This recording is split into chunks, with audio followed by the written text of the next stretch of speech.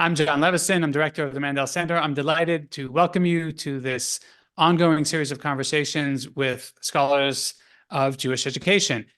Today's session and our other events help us to serve the mission of the Mandel Center by supporting scholarship and getting important ideas out into the world.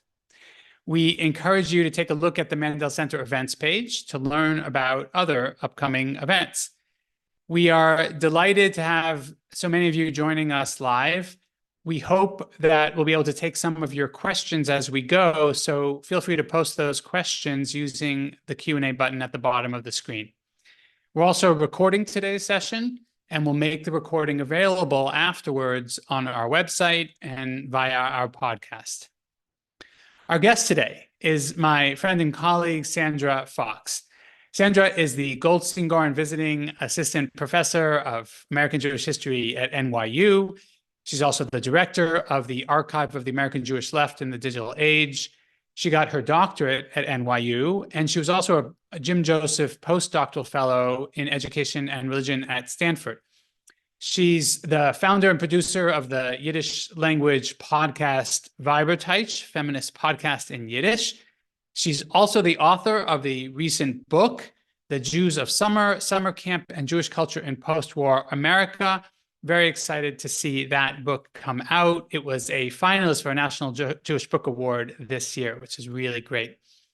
Sandra's done a number of different interviews and podcasts about the book, and I encourage you to go and listen to them. It's a lot of fun to hear that.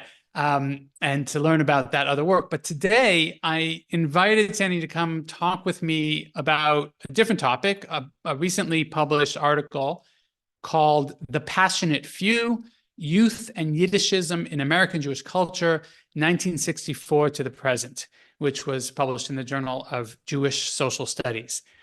Sandy, it's good to see you. Welcome to our podcast. Thanks. It's great to be here. So let's start with the backstory for this particular project. How did you decide that you wanted to study Yiddish, but actually more specifically that you wanted to study Yiddishism as a cultural movement in the second half of the 20th century, beginning of the 21st? And also, to tag on to that, I always want to understand how my guests go about their scholarly work. So tell us about your methodology. When you do research for an article like this one, what does that look like? Yeah, I think all those questions are actually really inherently connected. So I'll start with just briefly how I ended up learning Yiddish. So I started learning Yiddish because I was doing my PhD in American Jewish history, endeavoring to write the book you talked about, my book about Jewish summer camp. And most American Jewish historians do get some training in Yiddish. I went into that thinking, okay, I'll just do, a language program. I'll pass the exam. I'll be able to translate sources from Yiddish into English for my book, but I didn't think I would become very, very interested in Yiddish, or that it would become a huge part of my scholarship, let alone my broader life.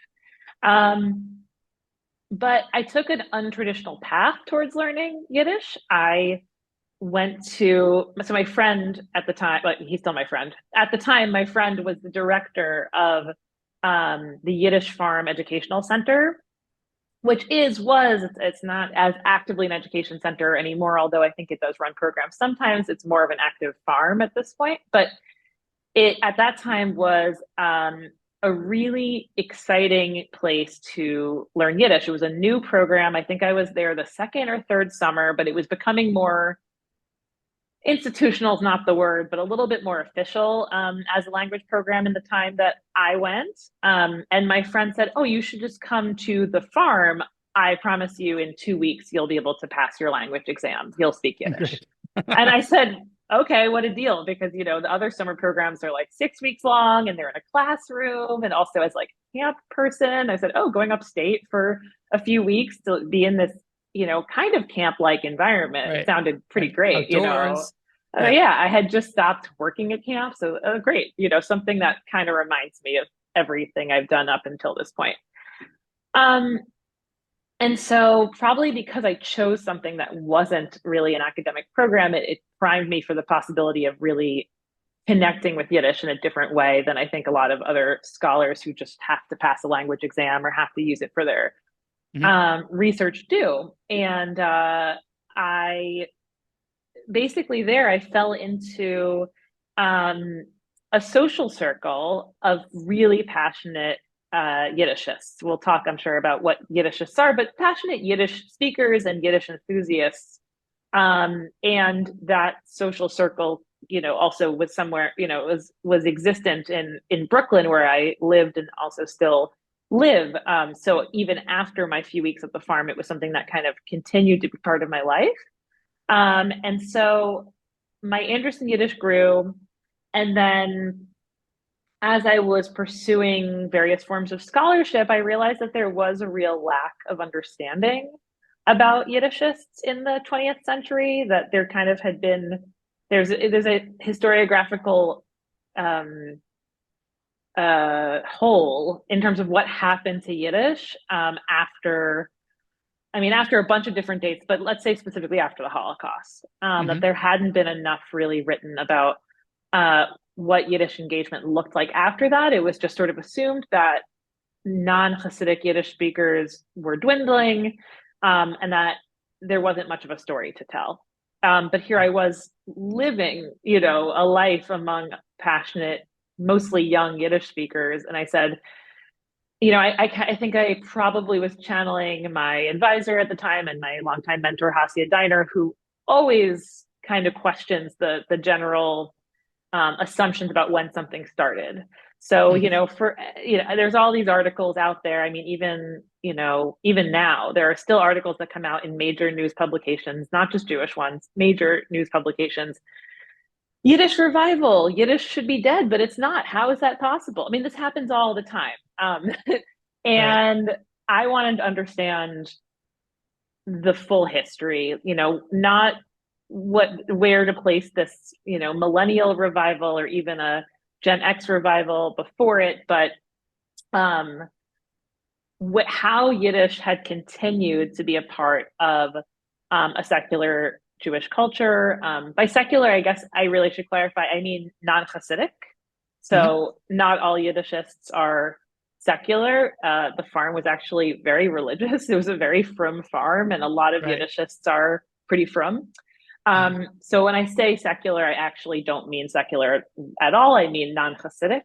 So I wanted to understand where that all came from and really source the origin story and be able to explain that to people, because it's this, this constant story of it's just being revived right now. Well, it can't possibly be true that it was just revived right now yesterday, and also in 1990 and also in 1960.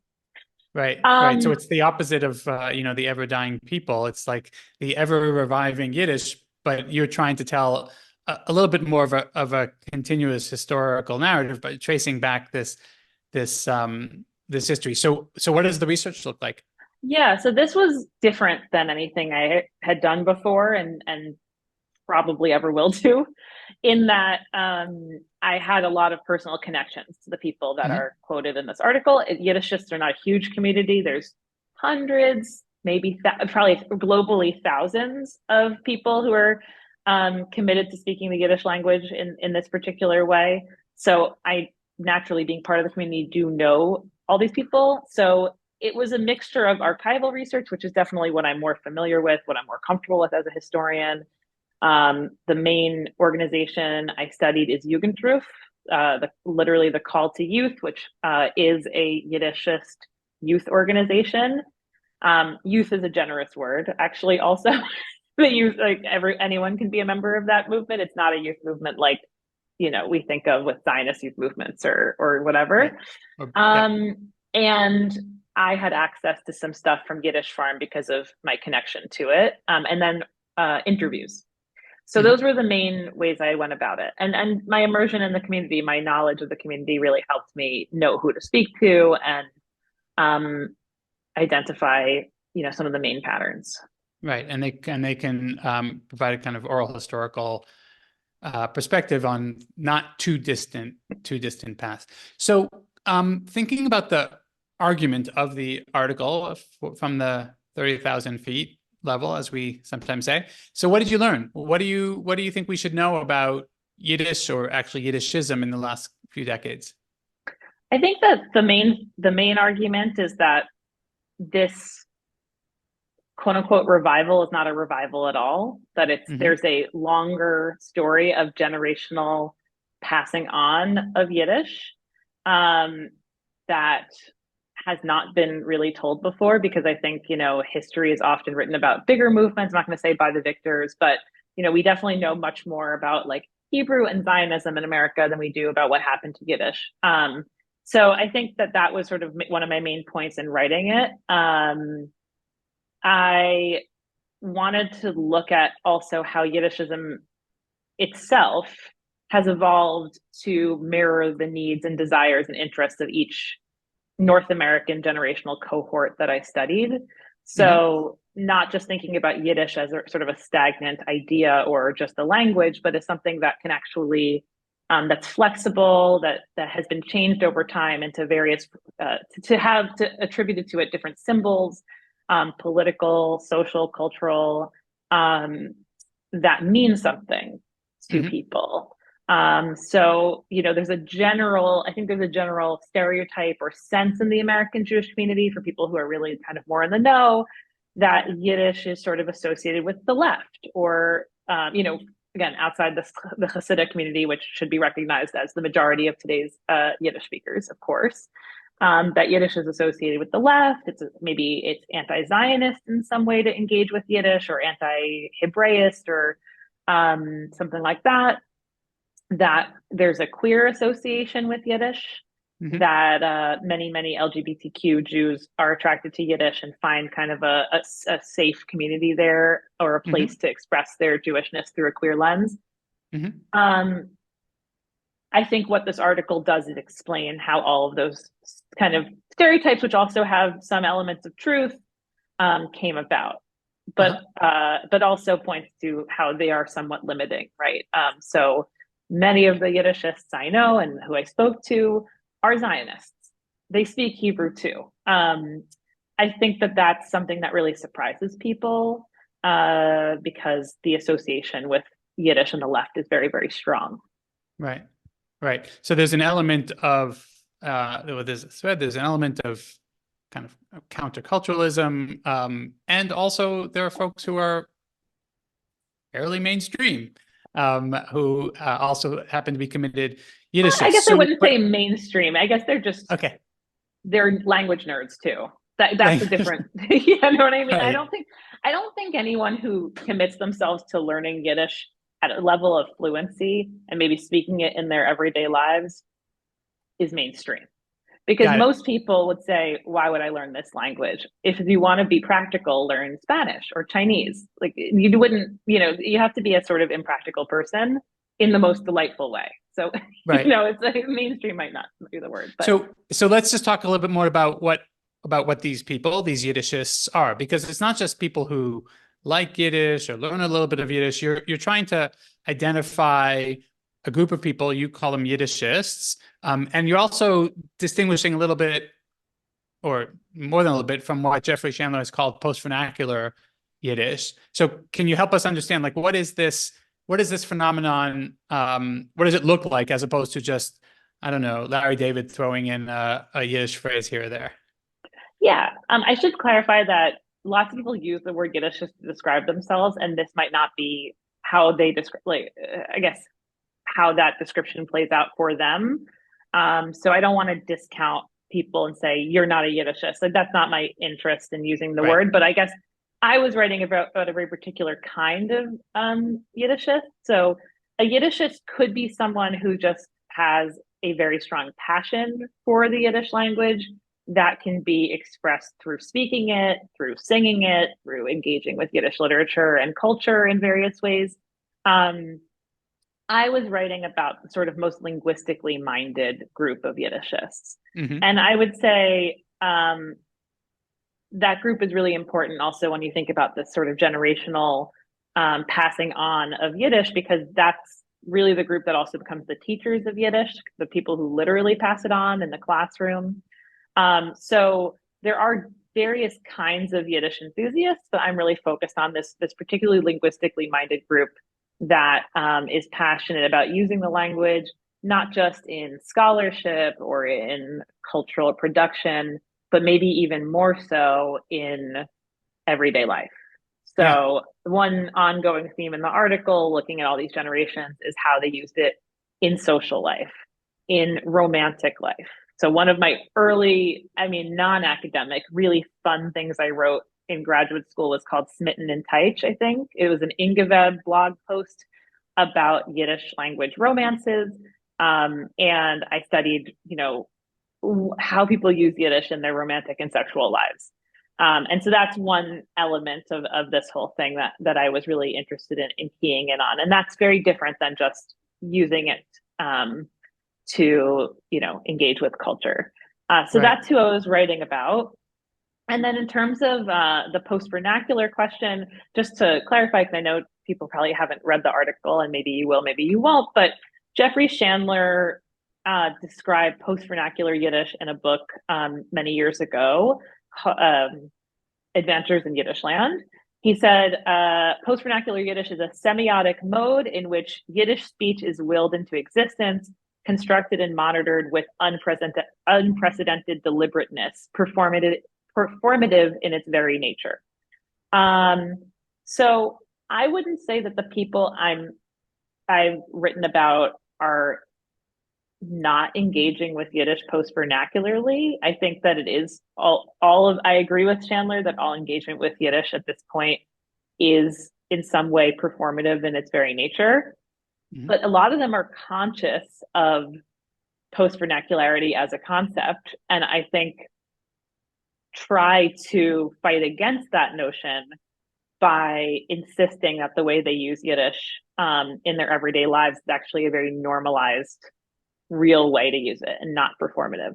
So it's sort of that I agree with that notion of post-vernacularity, and the Yiddishists I study, some of them either don't agree with it or actively are trying to raise Yiddish out of the post-vernacular by making it a normal vernacular again. Right. So, and I hear the point about performativity. I'm curious, actually, is there a connection between a kind of performativity and nostalgia? And is to what extent do you think that the movement towards the everyday, to the kind of normalization of the everyday, is that a kind of movement away from nostalgia? Is that a fair characterization? I would say so. Yeah, I would say that a lot of Yiddish enthusiast devotees are using it in a nostalgic fashion, right? Using it to talk about or to kind of explore family history or to explore Yiddish literature, theater, all of which is well and good. A lot of Yiddishists who use the language in everyday life would like to shift away from the nostalgic and use Yiddish to talk about things besides Yiddish itself. That they believe that if Yiddish is only used to describe Yiddish, then it's not a living language at all. So that's something that I also really committed to with Viberteich, my podcast, which is, it still exists, but it's been dormant for a little while because life, jobs, never got paid for Viberteich. There's no money in Yiddish. So, so with that podcast, I interviewed people about their lives, their work, anything they really wanted to talk to me about besides Yiddish, I would talk to them about in Yiddish. I spoke to like a civil engineer in Yiddish. I spoke to someone who designed the bottles for Estee Lauder in Yiddish. The point was just to use Yiddish to talk about other things, and specifically the feminist lens kind of gave me a way into that. And I actually lost interest because at a certain point it became so professionalized it became viewed as this legitimate podcast that people wanted to use for like promotion of books or festivals. And they're like, can I come on your podcast and talk about my book in Yiddish studies? And I said, no, that's not the point. Tell me about tell me about anything else about you. So that's sort of that's what I mean about not just non-nostalgic, but not just using the Yiddish to talk about Yiddish itself. Right. And that helps to loop back to the Yiddish farm. the point is this everyday activity of farming in Yiddish. Yeah. I want to remind our audience to feel free to post questions in the Q&A using the Q&A button at the bottom of your screen. I want to circle back to this question of numbers, because you said that we're not talking about a mass movement. We're talking about hundreds, maybe a few thousand. But still, you feel, obviously, you think it's significant. You think it's important. So help us think about that. Why is a movement that is only a few hundred people, maybe a few thousand, also culturally important? Yeah, I think in general, numbers are never a great way to think about what is culturally important. Like when I teach American Jewish history to my students, it doesn't matter that only a few dozen Jews came, early on in 1654. It's still important to talk about colonial American Jewry. So numbers in and of itself is not that important. But I would say the reason in particular I think the numbers of Yiddishists don't matter is because their impact is not insignificant at all. I mean, the small, let's, at this point, I think there are more kind of passionate, involved Yiddishists than there were in the 1960s and 1970s when Jugendtruth, one of the periods that Jugendtruth was very, very active, that youth movement I talked about earlier. And those people, maybe like, a few hundred then, and now it's again, no one studies Yiddishists enough to really know their numbers, but those people became the teachers and kind of cultural caretakers of the Yiddish language. I mean, without them, Yiddish outside of the Hasidic community would really not exist. So the numbers don't really, to me, matter very much because the impacts that this passionate few, which is not actually a few, it's hundreds or thousands, but either way, that the impact is so tremendous, right? If the New York Times is cyclically reporting on a Yiddish revival, it's because even though I find that annoying and it's in some ways inaccurate, it's pointing to the fact that no matter how small this cohort is, it's making huge waves. Yeah. And it's as you said, I'm particularly intrigued by the idea that that these people who are passionate in this particular way are also committed to education in Yiddish for others. As I was reading the article, I was thinking about the way that focus on Yiddish is, in one sense, a kind of resistance against, call it elite or official Judaism with emphasis on halacha. I mean, you pointed out that it's not so simple just to to refer to Yiddish as secular. That's probably not accurate, but still there's a kind of cultural emphasis within some sectors on halacha, on the sacred text of the tradition. That's like the curriculum, and a focus on Yiddish is a kind of resistance, right? If you're digging in the dirt in Yiddish, you're not sitting with a page of Gemara. Like those are two very different kinds of activities. And we had already talked a little bit about the counterculturalism, but on the other hand, Yiddishism is kind of a hyper elite activity, right? These are very well educated people and who care passionate and invest in a great deal of their own education of others.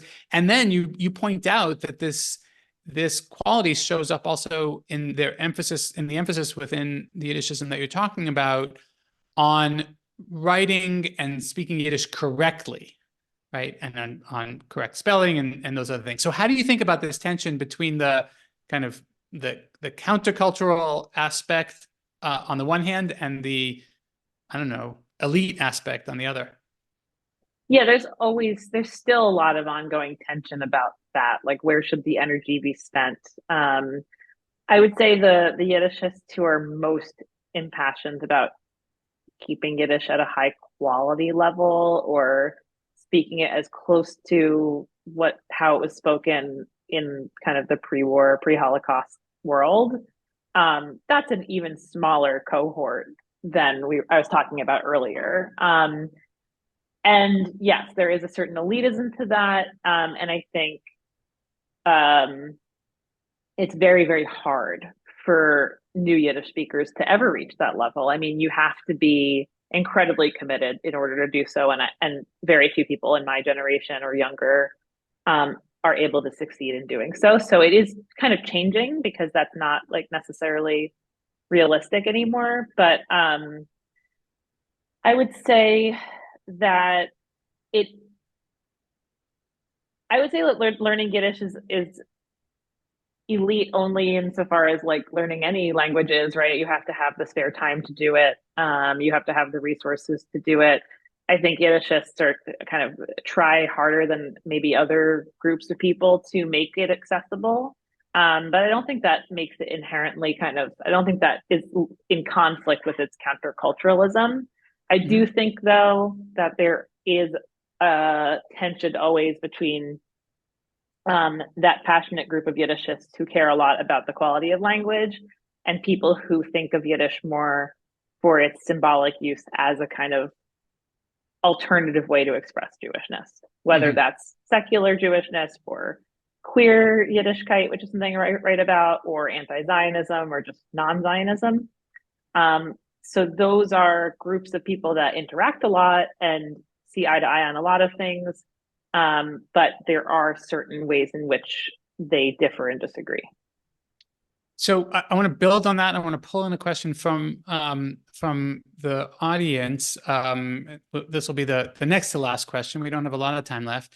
About sort of leftist politics, diasporism, anti-Zionism or non-Zionism. Is there a movement sort of from a left-wing politics to Yiddish? Is there and you said that doesn't accurately characterize the entirety of this movement of Yiddishism. So how do you think about that?